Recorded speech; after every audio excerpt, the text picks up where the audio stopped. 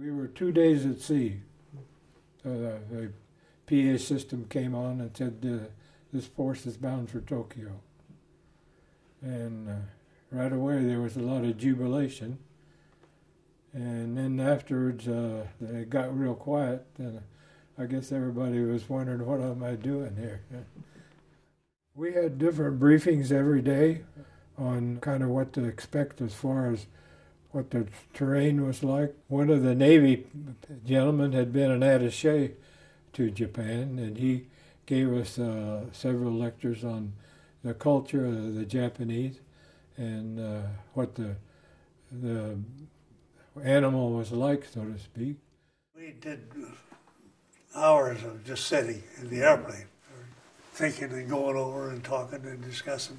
We had a couple of run around the deck. Some people did that, some people didn't. We had a couple of times where we organized and all did it together. The Navy, if we were in the Navy, you'd never know this thing had happened because we didn't. They took pictures of all of us, they did all that sort of stuff. The plan was, of course, for the old man to go by himself, and he to get to Tokyo at dusk with incendiaries. We would follow, presumably by flights, and use him as the guide, really. We had planned, our plan was set on to land in China. The idea was to refuel and proceed to Chongqing. And none of us ever thought beyond that. We never even thought about how you'd refuel or who'd do what to who, or we just never thought that beyond it.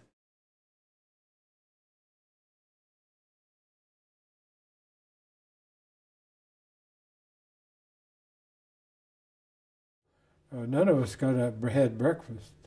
We went directly to the airplane and hoped to get there before the colonel, which we all did. And we helped crew chief pull the props through and got in. I got in the cockpit and went through the checklist, doing everything that I could do that he wouldn't have to repeat. When he came and got in the seat, we checked off the ones that I hadn't covered, and that was it. The weather was bad, and we were taking water over there. We were pitching, and the flagman would control you on your engine you run up on, and then he'd send you off, and he would time it with the pitch when the bow was, I guess, when it was coming up. And he'd boom, boom, boom, and you're watching him and watching, watching everything, and I'll have to admit your legs were jumping a little bit on the pedals probably. Once we got airborne, we circled around back over the carrier, and they held up a big chalkboard that had heading to Japan, and we flew right around 200 feet all the way to Tokyo. And at that time we pulled up to 1,500 feet, dropped our bombs, and went back down on the deck. We were not jumped by any aircraft, but at one point between Bramer and myself, we had radioed to Paul Leonard, who was the gunner in the back, that we counted some 38 airplanes above us. Now, we expected to be jumped, but we weren't. And the only activity was that on the bombing run, ACAC opened up, and it was fairly intense, but it wasn't accurate. I saw one airplane pass 1.5 mile, I guess, to the left, and you could see a big rising sun on the fuselage. That was it. And I didn't see any of us. I never saw another one of our airplane. Some people flew together for a while. Some people saw people at the target. I never saw another airplane. The navigator passed a note up to us that we would probably end up about 180 miles short of China. We reached Hank Potter, the navigator's estimate, and we still had fuel. And we kept flying. And finally we realized that we had a tailwind because the water, seawater, began to change to kind of murky brown. So we knew that it was coming off the land. And we ended up making the China coast, except the big storm had ruled out any chance of us finding a place to land. And our only course of action was to climb up to what we thought was a safe altitude and fly until we ran out of fuel and bail out. And that's what we did. We went to our ETA, and I went another few minutes, a couple of minutes, 3 minutes, made a 180, came back and made another 180.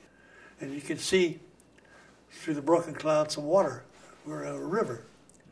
So I conferred with our guys, crew, shall we, meanwhile, it's no radio, no nothing.